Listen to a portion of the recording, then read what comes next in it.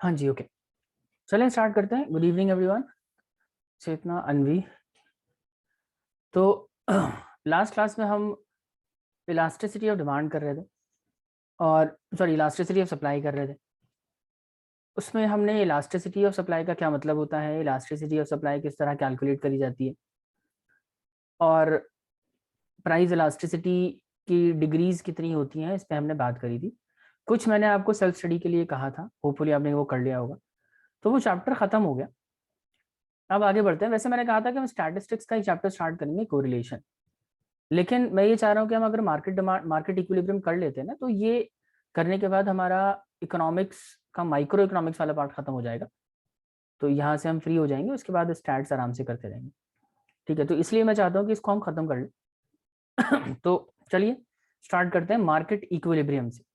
तो सबसे पहले बात करेंगे मार्केट इक्विलिब्रियम टर्म का क्या मतलब होता है। तो सबसे पहले डेफिनेशन से स्टार्ट करते हैं। Market equilibrium is that situation of the market where at a particular price of commodity, market demand of the commodity is equal to its market supply। मतलब ये सबसे पहले तो यहाँ लिखा है कि मार्केट इक्विलिब्रियम क्या है, एक सिचुएशन है, मार्केट की एक सिचुएशन जहां पे मार्केट डिमांड और सप्लाई एक दूसरे के इक्वल होती है। एक ऐसी सिचुएशन जब मार्केट डिमांड मार्केट सप्लाई के इक्वल हो जाए, उसे हम इक्विलिब्रियम कहते हैं, मार्केट इक्विलिब्रियम कहते हैं। ठीक है, तो फिर से समझ लो, market equilibrium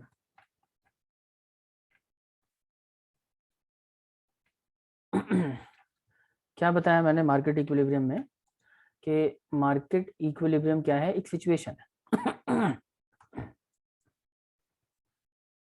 it is a situation. ठीक है जी। किस तरह की सिचुएशन? इस तरह की सिचुएशन जब मार्केट में किसी एक पर्टिकुलर प्राइस पे किसी कमोडिटी, किसी गुड्स की डिमांड, डिमांड मतलब मार्केट डिमांड, ओवरऑल डिमांड, और उसकी सप्लाई अगर इक्वल हो अगर इक्वल हो जाते हैं, उस सिचुएशन को हम मार्केट इक्विलिब्रियम का नाम देते हैं। किसी भी प्राइस पे आके अगर डिमांड सप्लाई इक्वल हो रही है, तो वो सिचुएशन मार्केट इक्विलिब्रियम। इसको समझने के लिए एक एग्जांपल ले लेते हैं जरा। तो लेट्स सपोज के these are the units of commodity, sorry not unit, price of commodity। तो प्राइस मान लेते हैं 1 2 3 4 5, ये प्राइस है। और हम ले लेते हैं क्वांटिटी, डिमांड एंड सप्लाई। तो जिस प्रोडक्ट की हम बात कर रहे हैं, कोई भी प्रोडक्ट हो सकता है, तो हम बात कर रहे हैं उसकी डिमांड कितनी है मार्केट में। तो क्वांटिटी डिमांड, या इसको हम मार्केट डिमांड कह लेते हैं ना, सीधा सीधा मार्केट डिमांड। और एक तरफ ले लेते हैं उसकी मार्केट सप्लाई। मार्केट डिमांड का मतलब कस्टमर कितनी क्वांटिटी खरीदना चाहते हैं अलग अलग प्राइसेस पे, और मार्केट सप्लाई का मतलब है सेलर कितनी क्वांटिटी सेल करना चाहता है। ठीक है सर। तो ये मान लीजिए कि 1 रुपए का रेट जो है वो इतना कम है कि बहुत सारे ना कस्टमर कमोडिटी खरीदना चाहते हैं। तो टोटल मान लीजिए 100 किलोग्राम की डिमांड है मार्केट के अंदर, 100 kg की डिमांड। फिर जब रेट बढ़ता है ना, आपको पता है ये डिमांड और प्राइस के बीच में नेगेटिव रिलेशन होता है। तो जैसे जैसे प्राइस बढ़ने लगता है, डिमांड ना धीरे धीरे कम होने लगती है।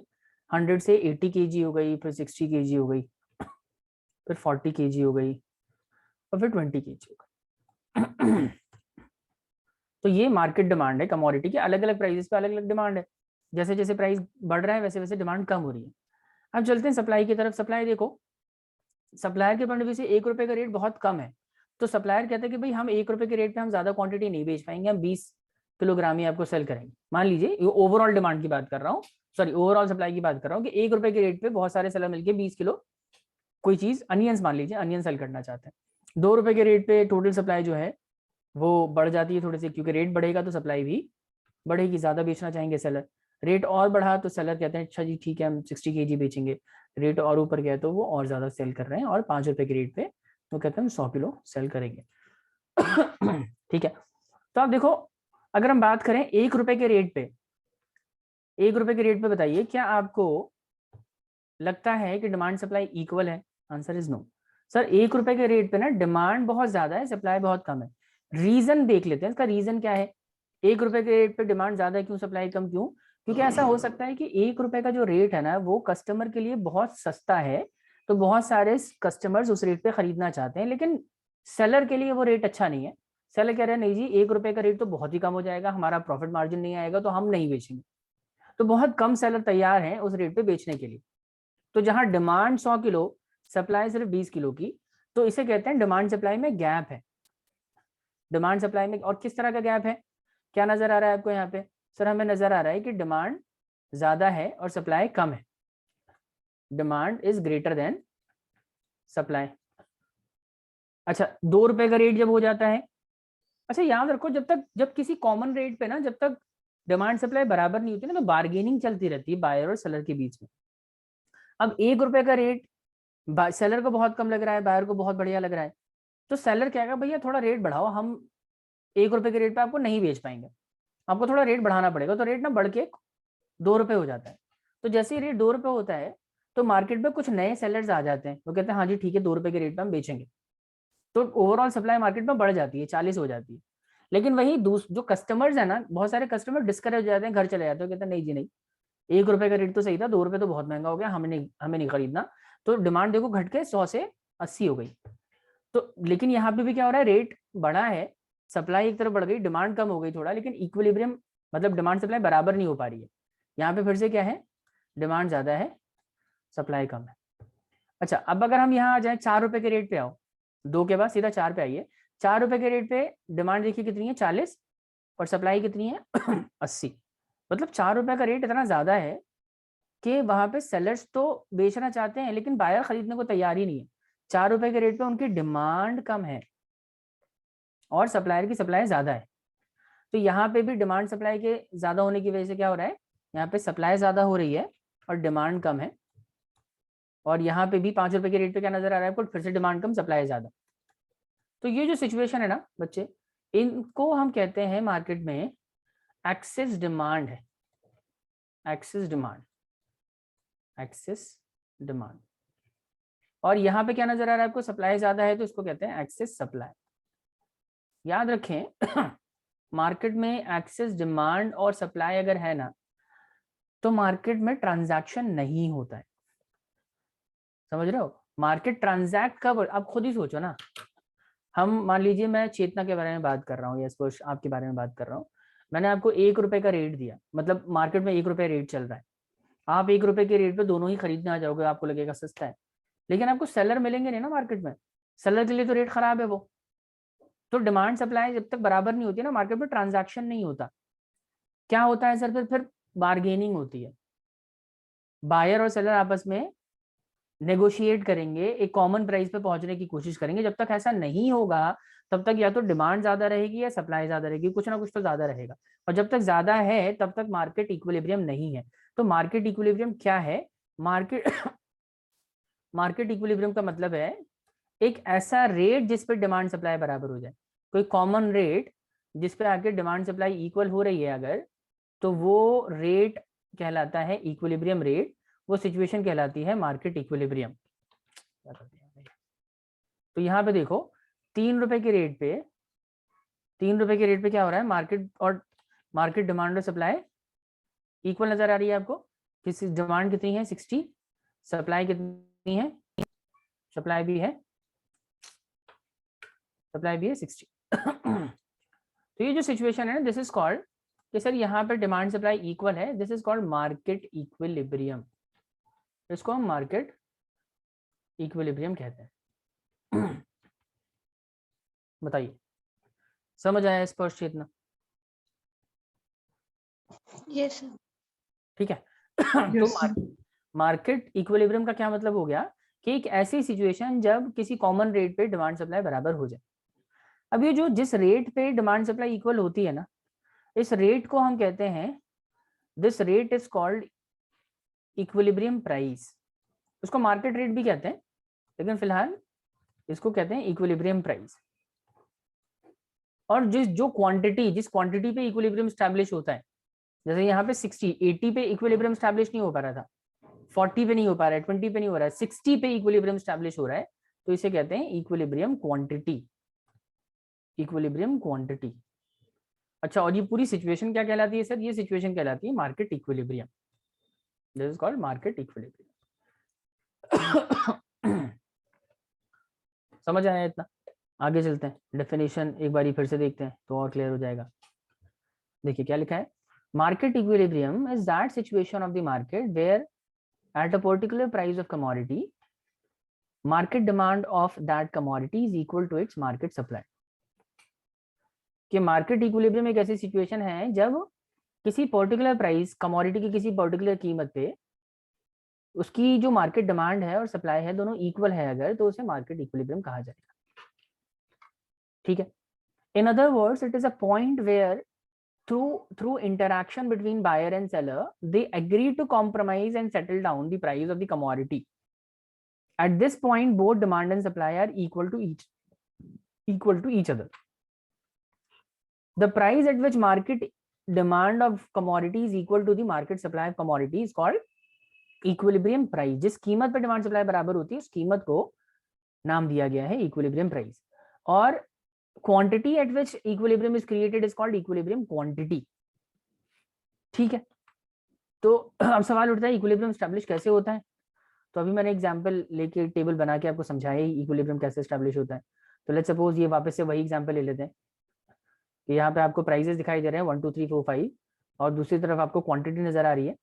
क्वांटिटी 1 रुपए के रेट पे 12 यूनिट की डिमांड है, 2 पे 10 की, 3 पे 8 की, 4 पे 6 की और 5 पे 4 यूनिट की डिमांड। जैसे जैसे रेट बढ़ रहा है डिमांड कम हो रही है। दूसरी तरफ सप्लाई जो है बढ़ रही है, 4 6 8 10 12।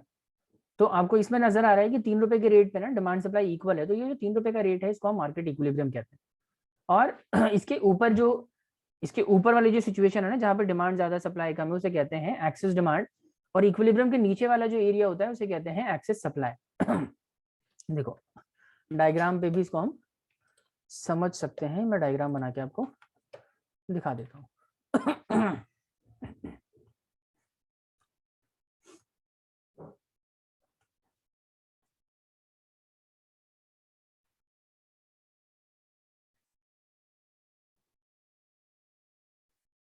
ये हो गया आपका x and Y access.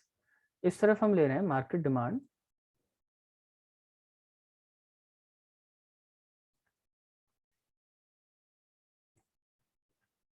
And market supply.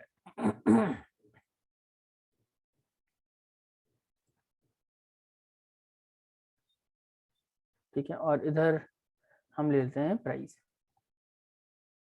तो आपको पता है डिमांड और प्राइस का नेगेटिव रिलेशन है, जब हम उसका डायग्राम बनाएंगे तो उसका डायग्राम भी ऐसे डाउनवर्ड स्लोपिंग ही बनता है, इंडिकेटिंग के प्राइस और सप्लाई नेगेटिवली, प्राइस और डिमांड नेगेटिवली रिलेटेड। तो इस तरीके से डाउनवर्ड सप्लाई का डाउनवर्ड डिमांड कर्व बनेगी, दिस इज डिमांड कर्व। और सप्लाई कर्व जो है ऐसे अपवर्ड स्लोपिंग होता है, ऊपर की तरफ जाएगा। ठीक है जी। तो दिस इज सप्लाई। एक मिनट, इसको उल्टा कर दिया मैंने, इसको हम प्राइस इधर लेंगे, क्वांटिटी नीचे लेंगे।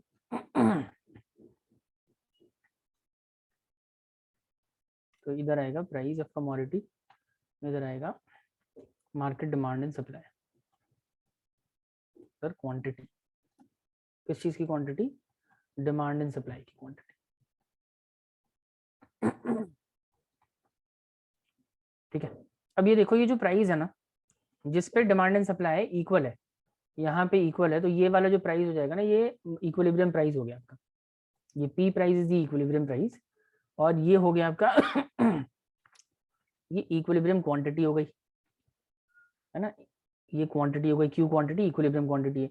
ये जो पॉइंट है इसको नाम दे देते हैं पॉइंट ई। पॉइंट ई आपका equilibrium point, point E is the equilibrium point, ठीक है। अब देखो पॉइंट ई पे तो डिमांड सप्लाई इक्वल है, लेकिन पॉइंट ई के ऊपर आपको क्या नजर आ रहा है सर? पॉइंट ई के ऊपर ना, यहाँ देखिए सप्लाई ज्यादा है और डिमांड कम है, राइट। अब किसी भी इसके ऊपर किसी भी प्राइस पे क्या, जैसे लेट्स सपोज आप इस प्राइस पे जाते हैं, मान लीजिए 5 रुपए के रेट पे इक्विलिब्रियम स्टैब्लिश हो रहा है, आपने रेट बढ़ा दिया 6 रुपए कर दिया, तो जैसे ही 6 रुपए पे आप पहुंचेंगे ना, तो डिमांड हो जाएगी कम, डिमांड आ जाएगी यहाँ पे, और सप्लाई हो गई ज्यादा।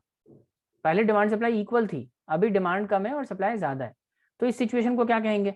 जैसे कहेंगे एक्सेस सप्लाई। और इसी तरीके से अगर आपने प्राइस कम कर दिया, प्राइस मान लीजिए 5 रुपए से घटा के अगर 3 रुपए कर दिया, P1 और ये P2 हो गया, तो इस पे क्या होगा? सप्लाई तो हो जाएगी कम और डिमांड हो जाएगी ज्यादा। सस्ता लगेगा ना लोगों को, तो लोग ज्यादा खरीदेंगे, लेकिन सप्लायर के लिए सस्ता है वो, रेट सही नहीं है तो वो कम बेचेगा, तो इसे क्या कहते हैं? This is called excess supply, ठीक है। तो जहां पे इक्विलिब्रियम स्टैब्लिश हो रहा है उसके ऊपर डायग्राम में इक्विलिब्रियम पॉइंट के ऊपर का जो सारा एरिया है वो एक्सेस सप्लाई को इंडिकेट करता है, और उसके नीचे वाला जो एरिया है वो एक्सेस डिमांड को इंडिकेट करता है। तो ये सारा एरिया जो है, this entire area is basically excess supply. और इसके नीचे वाला जो पार्ट है, ये सारा जो एरिया है, यहाँ पे क्या है? Excess demand. बताइए ये समझ आया आपको दोनों को? Is that clear? स्पर्श, चेतना? यस सर, क्लियर, ठीक।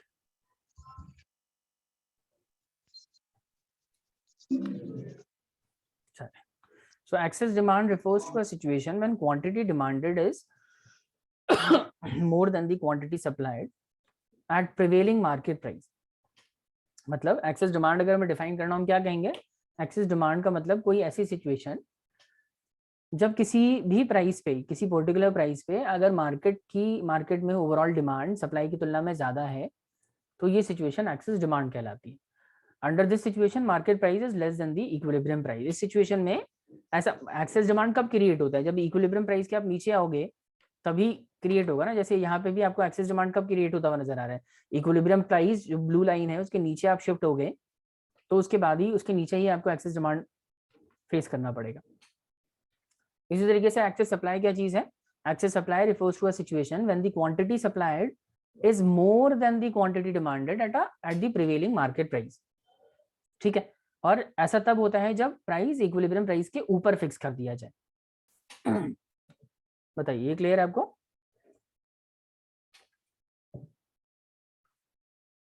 यस सर, क्लियर है। अच्छा, अब आ जाते हैं इक्विलिब्रियम के डिटर्मिनेशन के ऊपर बात करते हैं। इक्विलिब्रियम डिटर्मिनेशन तो मैंने आपको समझा ही दिया है, लेकिन आपके सिलेबस में ना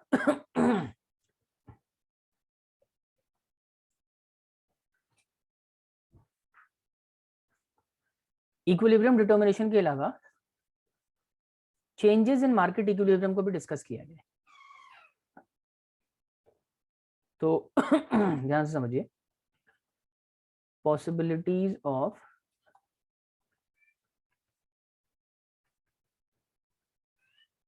चेंजेस इन इक्विलिब्रियम। अच्छा स्पर्श और चेतना, आप मेरे को ये बताओ कि मान लीजिए एक किसी भी प्रोडक्ट का एक बार इक्विलिब्रियम एस्टेब्लिश हो गया, तो आपको लगता है कि वो हमेशा के लिए एस्टेब्लिश हो जाता है या वो चेंज भी हो सकता है? सर चेंज हो सकता है। चेंज हो सकता है, कैसे चेंज हो सकता है? सर देखिए, इक्विलिब्रियम किस पे डिपेंड करता है? इक्विलिब्रियम किस पे डिपेंड करता है? इक्विलिब्रियम डिपेंड करता है दो चीजों पे, कि किसी चीज की डिमांड कितनी है मार्केट में और सप्लाई कितनी है। जिस भी रेट पे डिमांड सप्लाई इक्वल हो जाती है ना, उसी को इक्विलिब्रियम कहते हैं। तो अगर इक्विलिब्रियम मान लीजिए 10 रुपए के रेट पे डिमांड सप्लाई बराबर होगी तो 10 रुपया इक्विलिब्रियम क्रिएट करेगा, 10 रुपया मार्केट प्राइस हो जाएगा। लेकिन अगर इक्विलिब्रियम 5 रुपए के रेट पे क्रिएट हो गया, 6 रुपए के रेट पे क्रिएट, पॉइंट इज दैट कि इक्विलिब्रियम रेट पे डिपेंड नहीं करता, डिमांड सप्लाई पे डिपेंड करता है। तो अगर डिमांड सप्लाई चेंज होगी तो आपको लगता है कि इक्विलिब्रियम चेंज होगा? आंसर इज यस, है ना। तो हम बात कर रहे हैं कौन कैसी कैसी पॉसिबिलिटीज है, किस किस वजह से इक्विलिब्रियम चेंज हो सकता है। इसको स्टार्ट करने से पहले मैं आपको एक बार डायग्रामेटिकली भी एक्सप्लेन करना चाहूंगा, उसके बाद हम डिटेल में समझेंगे पॉसिबिलिटीज को। कि लेट्स सपोज हमारा इक्विलिब्रियम स्टैब्लिश कहाँ हुआ है, मैं उसको इंडिकेट करके दिखा देता हूँ आपको डायग्राम पे। मान लीजिए डिमांड एंड सप्लाई कर्व हम बनाएंगे इस पे, ये हो गया आपका प्राइस और ये है जी demand, quantity demand and quantity supply हम वाई एक्स एक्सिस पे इंडिकेट कर रहे हैं। तो मान लीजिए ये आपका डिमांड कर्व था डाउनवर्ड स्लोपिंग, ये आपने सप्लाई कर्व बनाया था अपवर्ड स्लोपिंग, और ये जो है दोनों एक दूसरे को इंटरसेक्ट कर रहे हैं ई पॉइंट पे, ई पॉइंट पे। तो आपने कहा जी ये इक्विलिब्रियम पॉइंट है, और जो प्राइस है इसके सामने वो वाला प्राइस आपने क्या दिया कि वो इक्विलिब्रियम प्राइस है, ये इक्विलिब्रियम प्राइस रहेगा। तो हमने कहा अच्छा ठीक है, ये इक्विलिब्रियम प्राइस हो गया P1 और ये इक्विलिब्रियम क्वांटिटी हो गई Q, ठीक है। तो ऐसा हुआ कब? जब डिमांड सप्लाई ई पॉइंट पर इंटरसेक्ट कर रहे हैं। लेकिन क्योंकि हम कह रहे हैं कि डिमांड चेंज हो सकती है, और अगर डिमांड चेंज हो सकती है मार्केट में तो डिमांड क्या हो सकती है, या तो बढ़ सकती है या घट सकती है। तो मैं एक एग्जांपल लेके आपको समझाता हूं कि मान लीजिए डिमांड अगर बढ़ गई, तो अगर डिमांड बढ़ेगी ना तो डिमांड कर्व ना आगे की तरफ शिफ्ट हो जाएगा, ऐसे डिमांड कर्व ना आगे की तरफ शिफ्ट हो जाता है, इस तरीके से डिमांड कर्व यहाँ चला जाएगा, ऐसे बनेगा नया वाला डिमांड कर्व, इसे कहेंगे हम D1। अब देखो रूल सेम है, इक्विलिब्रियम के लिए रूल ये है कि जिस पॉइंट पे डिमांड इंटरसेक्ट करेगा ना सप्लाई कर्व को, वहीं पे इक्विलिब्रियम स्टैब्लिश होता है। तो पहले हमें इंटरसेक्शन पॉइंट ये नजर आ रहा था ई पॉइंट, लेकिन अभी इंटरसेक्शन वहां पे तो हो नहीं रहा, अभी इंटरसेक्शन हो रहा है यहाँ पे एफ पॉइंट पे। तो जब इंटरसेक्शन का पॉइंट चेंज हो गया, इससे साबित होता है कि इक्विलिब्रियम चेंज हो गया। अगर इक्विलिब्रियम पहले ई पे स्टैब्लिश हो रहा था क्योंकि इंटरसेक्शन वहां पे था, अभी डिमांड कर्व के बढ़ने से, डिमांड इंक्रीज होने की वजह से अब डिमांड कर्व सप्लाई कर्व को कहीं किसी और पॉइंट पे इंटरसेक्ट करेगा, जिस पॉइंट पर इंटरसेक्ट करेगा अब वो वाला पॉइंट ऑफ इक्विलिब्रियम होगा। समझे बात? तो इक्विलिब्रियम कहने का मतलब चेंज हो सकता है। कब चेंज हो सकता है? अगर डिमांड बढ़ जाए तो। और देखो जब जब डिमांड बढ़ेगी, इक्विलिब्रियम नया वाला इक्विलिब्रियम स्टैब्लिश होगा, तो उसके अकॉर्डिंग प्राइस भी तो चेंज होगा। अब देखो प्राइस वो थोड़ी रहेगा, प्राइस तो अब ये हो जाएगा ना कि सामने जो भी कीमत है ये कीमत है, तो अब कीमत भी बढ़ गई, P से आ गई P1 पे। और क्वांटिटी भी हो सकता है चेंज हो जाए। क्वांटिटी देखिए, क्वांटिटी पहले Q थी, अभी क्वांटिटी भी ज्यादा हो रही है, क्वांटिटी भी आगे शिफ्ट हो गई, लेट्स सपोज Q1 पे चली गई। बात समझ रहे हैं स्पष्ट? इतना point is that equilibrium change हो सकता है, ये समझाना चाह रहा हूं मैं। कब कब चेंज हो सकता है उसको हम डिटेल में डिस्कस करेंगे। एक एग्जांपल देके मैंने आपको समझाया कि जब डिमांड बढ़ जाए तो इक्विलिब्रियम चेंज हो सकता है। लेकिन डिमांड भी दो तरीके से बढ़ सकती है, या तो डिमांड इंक्रीज हो सकती है, डिक्रीज हो सकती है। और सिर्फ डिमांड क्यों, सप्लाई भी तो इंक्रीज डिक्रीज हो सकती है सर। तो कई कई सारी पॉसिबिलिटीज हैं इसमें। हमें, मैं सारी पॉसिबिलिटीज आपको नहीं करवाऊंगा, मैं कुछ करवाऊंगा, बाकी आप खुद भी कर सकते हैं, ठीक है। आसान है, बहुत रिपीटेड है ये, तो इतना रिपीटेटिव है तो अगर हम बहुत सारे केसेस करेंगे तो बहुत बोरिंग हो जाएगा। कुछ केसेस में क्लास में डिस्कस करूंगा। तो possibilities of changes in equilibrium की अगर हम बात करें, इक्विलिब्रियम में कब कब चेंज आता है, तो हम उसको 3 हिस्सों में कैटेगराइज कर सकते हैं। 3 हिस्सों में कैटेगराइज कर सकते हैं। पहली सिचुएशन है when there is change in demand, when there is change in demand.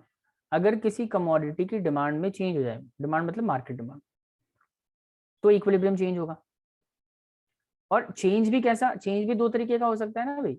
Demand अगर चेंज होगा तो डिमांड दो तरीके से चेंज हो सकता है, तो डिमांड बढ़ेगी या घटेगी, तो इंक्रीज इन डिमांड का अलग फर्क पड़ेगा, इंक्रीज इन डिमांड होगा तो इक्विलिब्रियम पे अलग फर्क पड़ेगा, और अगर डिक्रीज इन डिमांड हो जाए तो उसका अलग इम्पैक्ट है, डिक्रीज इन डिमांड।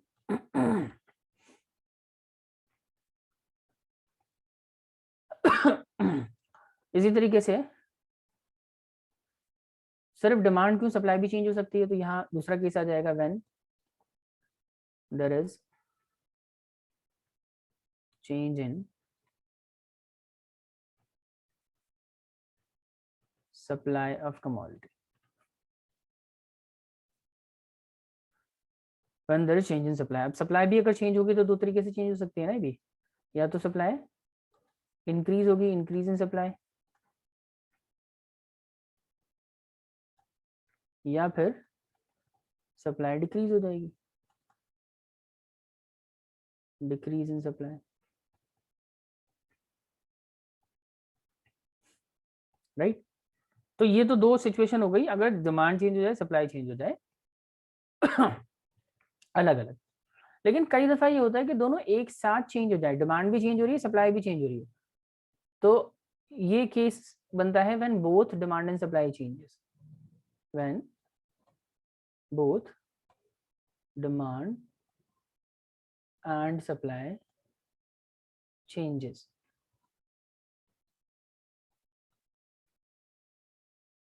साइमल्टेनियसली, एक साथ दोनों चेंज हो रहे हैं अगर, तो उसका क्या फर्क पड़ेगा?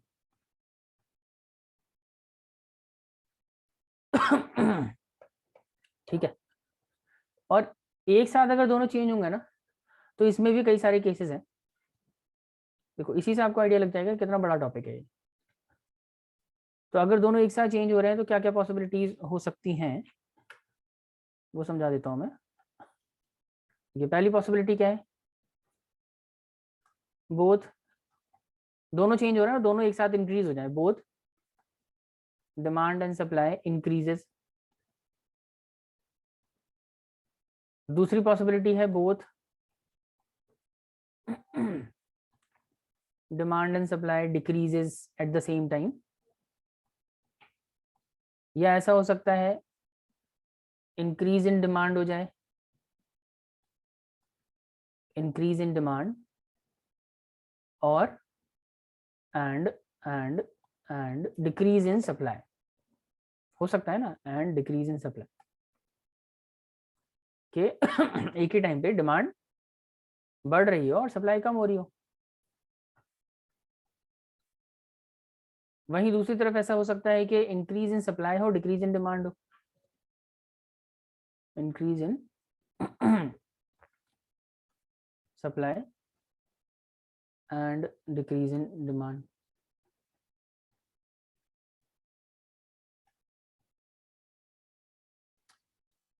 इतने सारे केसेस हैं, ये जनरल केसेस हैं। इसके अलावा कुछ स्पेशल केसेस भी आते हैं।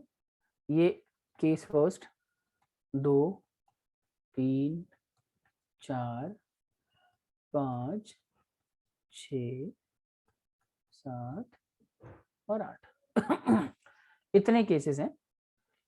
तो ये इस चैप्टर में करने हैं हमें, और इसी वजह से चैप्टर काफ़ी लेंदी लगता है। हालांकि मिलते जुलते से ही है, ज़्यादा कोई ख़ास फर्क नहीं है। अगर आपको 2-3 समझ आ जाते हैं ना, आप बाकी कर लोगे।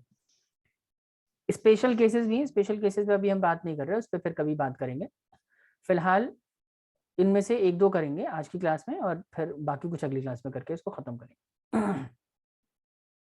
बताइए फिलहाल ये आपको समझ आया या नहीं है? कुछ दिखाना है स्क्रीन पे तो बताइए। सर लिख लिया। लिख लिया? Yes sir. कितना आपने भी लिख लिया, लिख रहे हो? लिख लिया सर। लिख लिया।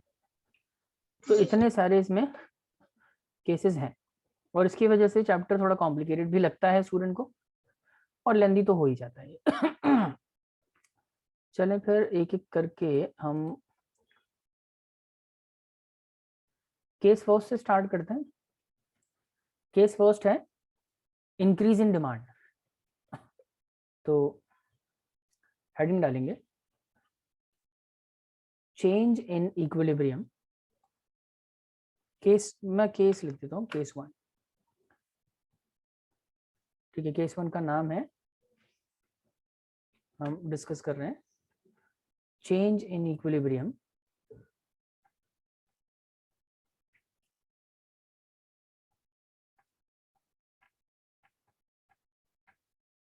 when there is increase in demand.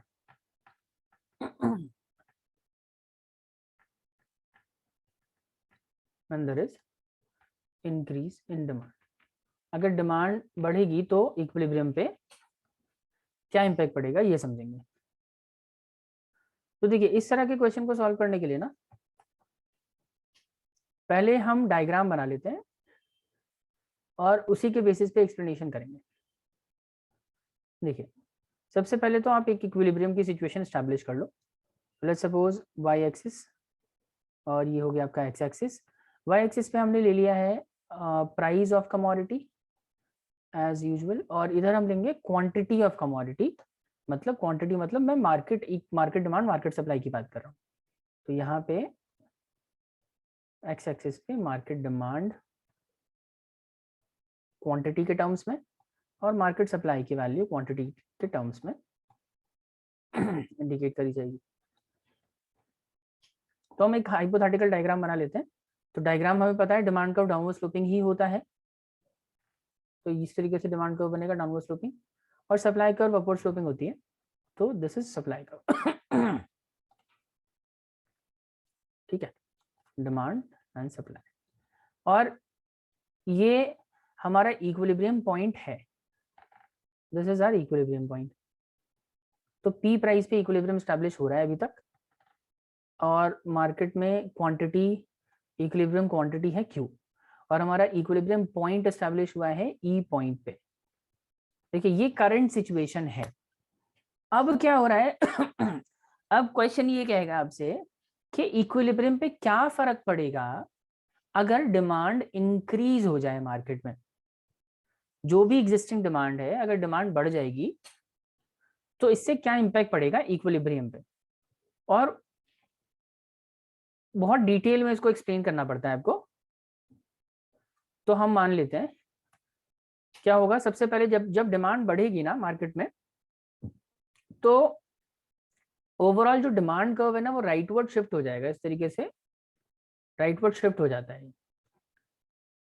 Clear है पॉइंट? डी से D1 पे आ जाएगा, new demand curve will be D1।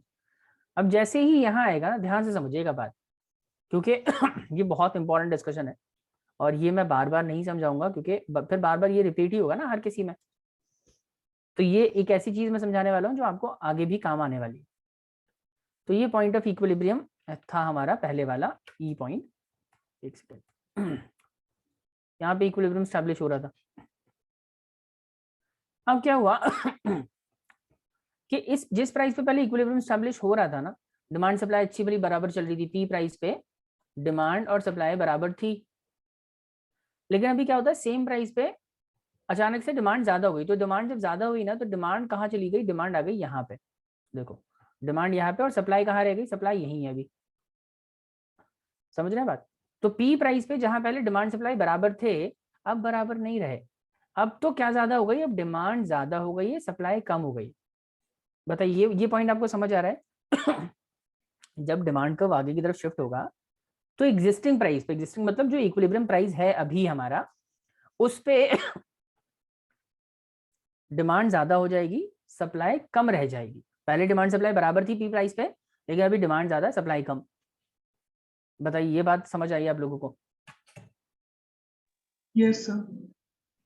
अब देखो, जब सेम प्राइस पे डिमांड ज्यादा है, डिमांड मतलब कि डिमांड आ गई है यहाँ पे, इस तरीके से मैं आपको ड्रॉ करके दिखा देता हूँ। डिमांड आ गई है Q से Q1 पे, अचानक से डिमांड ज्यादा हो गई। तो अब इसकी वजह से क्या होगा ना, जब डिमांड ज्यादा होती है ना सप्लाई के मुकाबले, तो मार्केट में कंपटीशन बढ़ता है।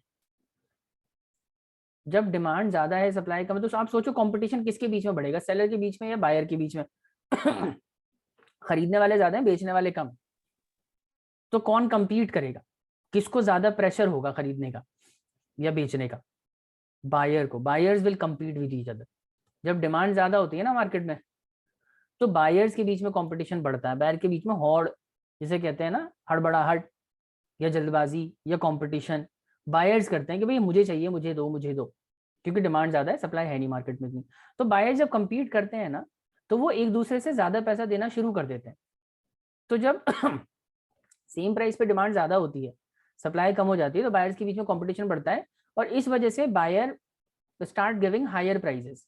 तो उसकी वजह से क्या होता है, प्राइस में इंक्रीज होता है, प्राइस धीरे धीरे बढ़ना शुरू हो जाता है, प्राइस इंक्रीज हुआ। मान लीजिए पहले तो पी प्राइस था, अभी बायर्स के कंपटीशन की वजह से प्राइस कहाँ चला जाएगा, प्राइस मान लेते हैं थोड़ा सा ऊपर चला जाएगा, पी से आ गया P1 पे। अब यहाँ पे क्या हो रहा है, इस प्राइस पे जब प्राइस ना बढ़ेगा ना, अभी भी देखो डिमांड इतनी है और सप्लाई इतनी है, सॉरी सप्लाई इतनी है डिमांड इतनी है, तो अभी भी डिमांड ज्यादा है सप्लाई कम है। फिर से same situation, competition among buyer, price बढ़ेगा और प्राइस फिर से बढ़ेगा, इसका मतलब प्राइस इवेंचुअली बढ़ते बढ़ते बढ़ते बढ़ते कहाँ चला जाएगा, प्राइस एक ऐसे कॉमन प्राइस पे चला जाएगा जहाँ पे वहां वापस से डिमांड सप्लाई इक्वल हो जाए, तो यहाँ पे आके इक्विलिब्रियम स्टैब्लिश होगा। तो इतना डिटेल में अगर आपको बात समझ नहीं आ रही है तो मैं इसको थोड़ा ब्रीफ कर देता हूँ। पॉइंट इज दैट एक मिनट देखिए, क्योंकि जब डिमांड ज्यादा होती है सेम प्राइस पे मार्केट में एक्सेस डिमांड क्रिएट होगा, एक्सेस डिमांड की वजह से कंपटीशन बढ़ेगा बायर में, जिसकी वजह से प्राइस बढ़ने लगेगा। और जब प्राइस बढ़ता है ना, जब प्राइस बढ़ता है तो सप्लाई या जो डिमांड है ना धीरे धीरे कम होने लगती है, डिमांड धीरे धीरे कम होने लगेगी, लेकिन दूसरी तरफ सप्लाई थोड़ा थोड़ा बढ़ने लगेगी।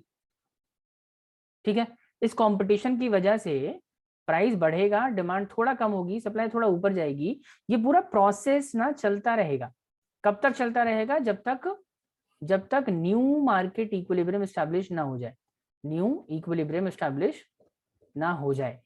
समझ रहे हैं बात, ये सब कहाँ पे हो रहा होगा, ये सब इस एरिया में होगा जो जिस बारे में मैं बात कर रहा हूँ ना, कि जब प्राइस बढ़ेगा डिमांड ज्यादा हो जाएगी, तो इस एरिया में क्या चल रहा है, इस एरिया में कंपटीशन हो रहा है बायर्स के बीच में, तो उसकी वजह से प्राइस धीरे धीरे धीरे धीरे ऊपर जाने लगेगा, पी से यहाँ जाएगा, यहाँ जाएगा, यहाँ जाएगा, और डिमांड ना थोड़ा थोड़ा क्यू से कम होके, क्यू से घट के यहाँ पीछे की तरफ आने लगेगी, यहाँ आएगी, यहाँ आएगी, और इवेंचुअली एक ऐसे प्राइस, एक ऐसे क्वांटिटी पे पहुंच जाएगी जब जब डिमांड सप्लाई बराबर हो जाए।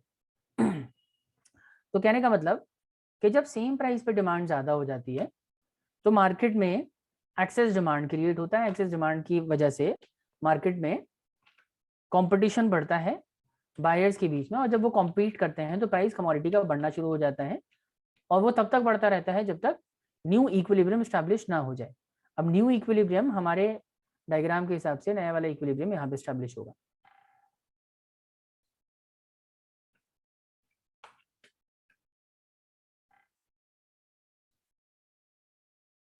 और न्यू वाली क्वांटिटी जो होगी, new equilibrium quantity will be Q1।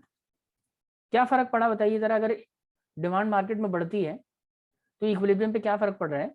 Number one, equilibrium shift हो रहा है पॉइंट ई से एफ पे, मतलब ऊपर की तरफ शिफ्ट हो जाएगा। नंबर वन, इक्विलिब्रियम शिफ्ट होगा, पहला इंपैक्ट तो ये पड़ेगा, इक्विलिब्रियम शिफ्ट होगा, नंबर वन। दूसरा इंपैक्ट क्या होगा सर, दूसरी चीज होगी कि प्राइस बढ़ेगा, प्राइस जो भी पहले था ना उससे ऊपर चला जाएगा, कीमत बढ़ जाएगी। और सर ओवरऑल मार्केट क्वांटिटी पे क्या फर्क पड़ेगा, क्वांटिटी भी पहले के मुकाबले ज्यादा हो जाएगी। कहने का मतलब आपसे एग्जाम में जब बोला जाएगा ना कि इक्विलिब्रियम की सिचुएशन में अगर मान लीजिए डिमांड बढ़ जाती है मार्केट में तो उसका क्या इंपैक्ट पड़ेगा, तो आपको ये लिखना पड़ेगा कि अगर इक्विलिब्रियम की सिचुएशन में डिमांड बढ़ती है तो उसकी वजह से इक्विलिब्रियम पॉइंट ऊपर की तरफ शिफ्ट हो जाएगा, प्राइस बढ़ेगा और क्वांटिटी भी बढ़ जाएगी। लेकिन सिर्फ इतना लिखने से काम चलेगा नहीं, आपको प्रॉपर डिटेल में एक्सप्लेन करना पड़ेगा कि ऐसा हुआ क्यों है। वो भी मैं समझा रहा था, क्या ये तीनों चीजें क्यों हो रही हैं, क्यों इक्विलिब्रियम ऊपर की तरफ जा रहा है, क्यों प्राइस बढ़ रहा है, क्यों क्वांटिटी बढ़ रही है, क्योंकि इसके पीछे प्रोसेस है पूरा। क्या प्रोसेस है, जब सेम प्राइस, जब इक्विलिब्रियम प्राइस पे जैसे ही डिमांड बढ़ी ना, डिमांड के बढ़ने की वजह से मार्केट में एक्सेस डिमांड क्रिएट हुआ, उस एक्सेस डिमांड की वजह से बायर्स में कंपटीशन बढ़ गया, कंपटीशन बढ़ने की वजह से उन्होंने ज्यादा पैसा देना शुरू कर दिया, और पैसे जैसे जैसे बढ़ते गए डिमांड थोड़ा थोड़ा कम होती चली गई और सप्लाई थोड़ा थोड़ा ऊपर गई, और ये पूरा प्रोसेस तब तक चलता रहा जब तक न्यू इक्विलिब्रियम एफ पॉइंट पे स्टैब्लिश नहीं हो गया। और जब इक्विलिब्रियम स्टैब्लिश हो गया तो हमने देखा कि प्राइस अब पहले की तुलना में ज्यादा हो चुका है, पी से P1 पे आ गया है, और क्वांटिटी भी पहले की तुलना में ज्यादा हो गई है, Q से Q1 क्वांटिटी पे आ गई। समझ आया ये? इसको अभी थियोरेटिकली आपको एक्सप्लेन करना पड़ेगा, लिखना पड़ेगा। बताइए क्लियर है या नहीं ये सुनो? यस सर क्लियर है। चेतना क्लियर है? बाकी सब Anvin, Ayesha? Yes sir. Yes sir. ठीक है।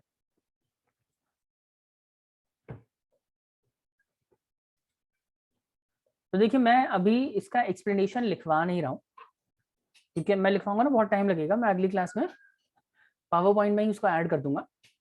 फिलहाल मैं कुछ की पॉइंट बता देता हूँ। जब भी इसको एग्जाम में आपको एक्सप्लेन करना है ना, तो क्या क्या करेंगे? सबसे पहले तो जो भी सिचुएशन क्रिएट हुई है उसको एक्सप्लेन करते हैं हम, एक्सप्लेनेशन देंगे इसका कि इंक्रीज इन डिमांड की वजह से होगा क्या। तो कैसे कैसे देते हैं, मैं कुछ की पॉइंट्स आपको बताता हूँ। एक्सप्लेनेशन में सबसे पहले लिखते हैं कि जब एग्जिस्टिंग इक्विलिब्रियम पे डिमांड बढ़ती है तो उसकी वजह से मार्केट में एक्सेस डिमांड क्रिएट हो जाएगा। नंबर 1, एक्सेस डिमांड क्रिएट होने की वजह से बायर्स के बीच में कंपटीशन बढ़ेगा। बायर्स जब कॉम्पीट करेंगे तो उसका इफेक्ट प्राइस पे पड़ेगा, price will start increasing, price बढ़ना शुरू हो जाएगा, प्राइस बढ़ना शुरू हो जाएगा। और क्या होगा? प्राइस के बढ़ने की वजह से सप्लाई दूसरी तरफ बढ़ना शुरू हो जाएगी, है ना? सप्लाई बढ़ेगी, supply will also start increasing, लेकिन डिमांड धीरे धीरे कम होने लगेगी, डिमांड धीरे धीरे कम होने लगेगी, क्योंकि प्राइस बढ़ रहा है तो प्राइस और डिमांड के बीच में नेगेटिव रिलेशन होता है, इट विल स्टार्ट डिक्रीजिंग, ठीक है? और ये पूरा जो प्रोसेस है कब तक चलता रहेगा? ये पूरा प्रोसेस तब तक चलता रहेगा जब तक न्यू इक्विलिब्रियम एस्टैब्लिश नहीं हो जाता। ये ये पूरा एक्सप्लेन करना पड़ेगा आपको इस तरीके से, स्टेप बाय स्टेप। इतने एक्सप्लेनेशन के बाद अब आप बताएंगे कि इस पूरे प्रोसेस का इम्पैक्ट क्या पड़ा है, फाइनली इम्पैक्ट क्या हुआ है। इम्पैक्ट क्या हुआ कि इससे इक्विलिब्रियम प्राइस के ऊपर क्या इम्पैक्ट पड़ रहा है, आपको ये बताना पड़ेगा कि इक्विलिब्रियम प्राइस जो है वो पहले की तुलना में ज्यादा हो गई है, कम हो गई है, ये बताना पड़ेगा। तो हमारे वाले जो हमने एग्जांपल लिया है अभी इंक्रीज इन डिमांड का, इसमें प्राइस बढ़ रहा है, तो आपको लिखना पड़ेगा कि इक्विलिब्रियम प्राइस में इंक्रीज हो जाएगा, कीमत बढ़ जाएगी। अच्छा, इक्विलिब्रियम क्वांटिटी पे क्या फर्क पड़ेगा ये बताना पड़ेगा आपको, इक्विलिब्रियम क्वांटिटी पे क्या चेंज आएगा। तो हमारे वाले एग्जांपल में ये भी इंक्रीज ही हो रहा है, तो ये लिखेंगे ये भी इंक्रीज हुआ। और ये कंपलसरी तो नहीं होता, लेकिन अगर आप लिख दें तो बेहतर ही है कि इक्विलिब्रियम पॉइंट पे क्या फर्क पड़ रहा है। इक्विलिब्रियम पॉइंट जो है आपका वो आप कहाँ पे स्टैब्लिश होगा, तो आप लिखोगे आप वो पहले ई पॉइंट पे स्टैब्लिश हो रहा था, अभी एफ पे होगा, इसका मतलब वो भी शिफ्ट हो रहा है। शिफ्ट कहाँ हो रहा है? अपवर्ड शिफ्ट हो रहा है, या राइटवर्ड भी लिख सकते हैं, ऊपर की तरफ, नीचे की तरफ, या आगे पीछे, किसी भी तरीके से आप लिख सकते हो उसको। तो इतना सब कुछ एक्सप्लेन करना पड़ता है इसमें थियोरेटिकली। तो ये सब हर डायग्राम में, हर सिचुएशन में आपको एक्सप्लेन करना पड़ेगा।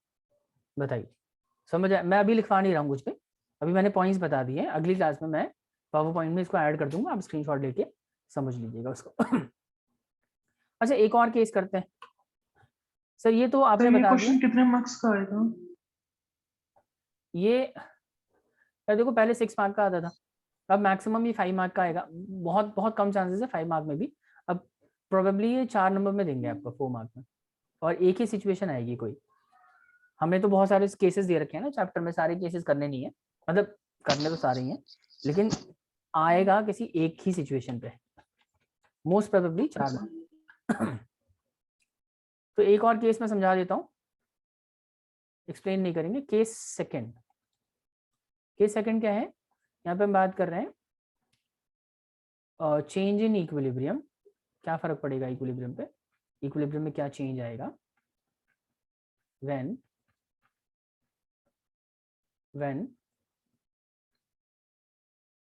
when demand decreases, अगर डिमांड कम हो जाती है तो क्या फर्क पड़ेगा।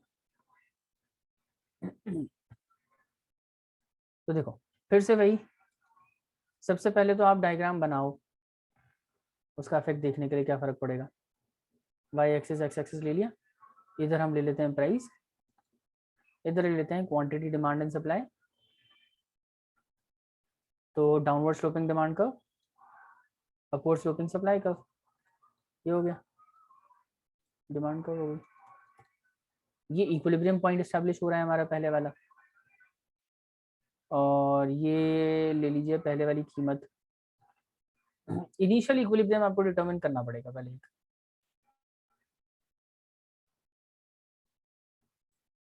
ठीक है, पी प्राइस और क्यू क्वांटिटी।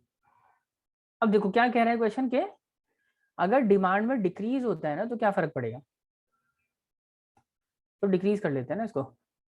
अगर डिमांड में कमी आएगी तो डिमांड कर्व हमारा नीचे की तरफ शिफ्ट हो जाएगा, इससे पहले ऊपर जा रहा था अभी नीचे की तरफ शिफ्ट हो जाएगा। तो जैसे ही इसको सीधा बना लेता हूँ मैं,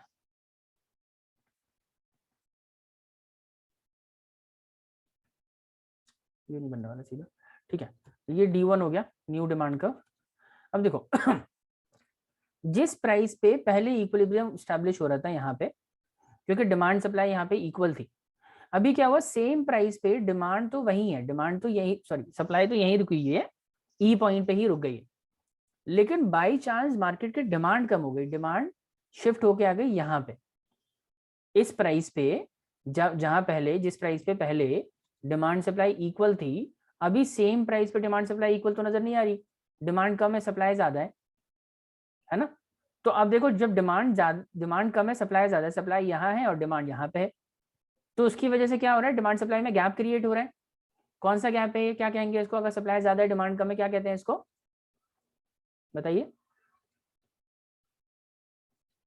एक्सेस सप्लाई कहते हैं। और एक्सेस सप्लाई की सिचुएशन में सेलर ज्यादा है बायर कम है, यही तो मतलब हुआ इसका। तो आप मेरे को बताओ इस तरह की सिचुएशन में कंपटीशन किसके बीच में बढ़ेगा, कंपटीशन कौन करेगा, सेलर कंपीट करेंगे, करेक्ट। और जब सेलर कंपीट करते हैं ना तो क्या क्या फर्क पड़ता है प्राइस के ऊपर, सब प्राइस ना कम होता है जब सेलर, क्योंकि सेलर कंपीट करने का तरीका यही है कि वो प्राइस रिड्यूस कर करके कस्टमर्स को अट्रैक्ट करते हैं, तो प्राइस घटना शुरू हो जाता है, वो प्राइस घटाते हैं। और जब प्राइस घटेगा तो इससे सब डिमांड पे क्या फर्क पड़ेगा, बताइए, अगर प्राइस घटेगा तो डिमांड पे कोई फर्क पड़ेगा क्या, हाँ सर डिमांड बढ़ेगी, थोड़ा थोड़ा डिमांड बढ़ना शुरू हो जाएगी। वहीं दूसरी तरफ प्राइस के घटने की वजह से कुछ सेलर मार्केट से निकलना शुरू हो जाएंगे, तो ओवरऑल सप्लाई ना मार्केट की कम हो जाएगी, सप्लाई धीरे धीरे घटने लगेगी। एक तरफ डिमांड, क्योंकि पहले क्या था सप्लाई ज्यादा थी डिमांड कम थी, यही सिचुएशन है, तभी तो एक्सेस डिमांड हुआ। अब आपस के कंपटीशन की वजह से क्या होगा, डिमांड ऊपर आएगी सप्लाई थोड़ा नीचे आएगी, और ऐसे ऊपर नीचे होते होते होते होते अल्टीमेटली एक कॉमन प्राइस पे आके डिमांड सप्लाई मिल जाएगी, तो इक्विलिब्रियम एस्टैब्लिश हो जाएगा। समझे बात। तो अब देखो हमारे वाले डायग्राम के हिसाब से इक्विलिब्रियम कहाँ पे एस्टैब्लिश हो रहा है सर, अब इक्विलिब्रियम एस्टैब्लिश होगा इस पॉइंट पे, क्योंकि नया वाला डिमांड कर्व सप्लाई कर्व को यहाँ पे इंटरसेक्ट कर रहा है। अब देखिए प्राइस पहले की तुलना में कम है, प्राइस पी से शिफ्ट होके P1 पे आ गया, और क्वांटिटी भी Q से शिफ्ट होके Q1 पे आ गई। इसी को एक्सप्लेन करना है, इतना सब कुछ एक्सप्लेन करेंगे पहले कि अगर डिमांड कम हो गई तो मार्केट में एक्सेस सप्लाई क्रिएट होगा, एक्सेस सप्लाई की वजह से कंपटीशन बढ़ेगा सेलर्स में, सेलर्स जब compete करेंगे तो प्राइस घटने लगेगा, प्राइस के घटने की वजह से क्या हुआ, डिमांड सप्लाई का जो गैप था ना वो धीरे धीरे फिलअप होने लगेगा, कम होने लगेगा। कैसे कम होगा, जब प्राइस कम होगा तो डिमांड थोड़ा थोड़ा ऊपर आएगी और सप्लाई थोड़ा थोड़ा नीचे जाएगी, और अल्टीमेटली कॉमन प्राइस पे आके दोनों मिल जाएंगे, इक्विलिब्रियम एस्टैब्लिश हो जाएगा। इतना एक्सप्लेन करेंगे, फिर इम्पैक्ट बताएंगे कि डिक्रीज का इम्पैक्ट इक्विलिब्रियम प्राइस पे क्या पड़ रहा है, प्राइस रिड्यूस हो रहा है, क्वांटिटी पे क्या फर्क पड़ रहा है, क्वांटिटी भी रिड्यूस हो रही है, इक्विलिब्रियम पॉइंट पे क्या फर्क पड़ रहा है, इक्विलिब्रियम पॉइंट भी नीचे की तरफ शिफ्ट हो रहा है। इस तरीके से केसेस, अलग अलग केसेस को हम एक्सप्लेन करते हैं। अभी दो केसेस मैंने आपको एक्सप्लेन किए हैं, लिखवाया कुछ नहीं है, हमने बात करी इंक्रीज इन डिमांड का क्या इम्पैक्ट पड़ता है और डिक्रीज इन डिमांड का क्या इम्पैक्ट पड़ता है इक्विलिब्रियम प्राइस के ऊपर, इक्विलिब्रियम मार्केट इक्विलिब्रियम के ऊपर, इस पे डिस्कशन किया हमने। तो होपफुली ये क्लियर हो गया होगा आप लोगों को। स्पर्श, चेतना, नायशा, अनवी, कोई डाउट है तो पूछिए। तो क्लियर है। No doubt sir. Anvi, no doubt. Okay. तो बच्चे आज की क्लास में इतना ही करेंगे डिस्कस, अगली क्लास में बाकी के केसेस भी देखेंगे, और एक दो केसेस मैं आपको लिखवा भी दूंगा ताकि आपको आइडिया लग जाए कि एग्जाम में अगर आए तो किस तरीके से लिखना है। देखिए चैप्टर थोड़ा सा लेंदी जरूर है, लेकिन बहुत ही रिपीटेटिव केसेस हैं, एक ही जैसे केसेस हैं। जैसे ये वाला जो केस हमने किया अभी, सिवाय इसके केस में डिमांड डिक्रीज हो रही है, मेरे ख्याल है बाकी सब कुछ सेम ही है, डायग्राम बनाना है, वैसे ही एक्सप्लेन करना है, और काफ़ी मिलता जुलता सही है, एक्सप्लेनेशन है, कोई खास डिफरेंस नहीं है। ऐसे ही increase in supply decrease in supply की जब मैं बात करूंगा ना कल अगली क्लास में, तो वहाँ पे भी आप देखेंगे बहुत सिमिलर सिमिलर सही कॉन्सेप्ट है। इसलिए केसेस है तो बहुत सारे, लेकिन हमें सारे केसेस करने नहीं, हम 2-4 ही करेंगे तो हमें क्लियर हो जाएगा कि ये चैप्टर क्या कहना चाह रहा है, और अगर एग्जाम में क्वेश्चन आता है तो किस तरीके से आंसर करना है उसको। तो इसलिए चैप्टर भले ही लेंदी है, लेकिन हम इसको जल्दी खत्म कर लेंगे, मैक्सिमम 3 क्लासेस लगाएंगे और कोशिश करेंगे उसमें खत्म हो जाए। उसके बाद फिर स्टार्ट्स के बचे हुए पोर्शन को कंप्लीट करेंगे। तो आज के लिए इतना ही, अगली क्लास में मिलते हैं और इसके आगे कंटिन्यू करते हैं फिर।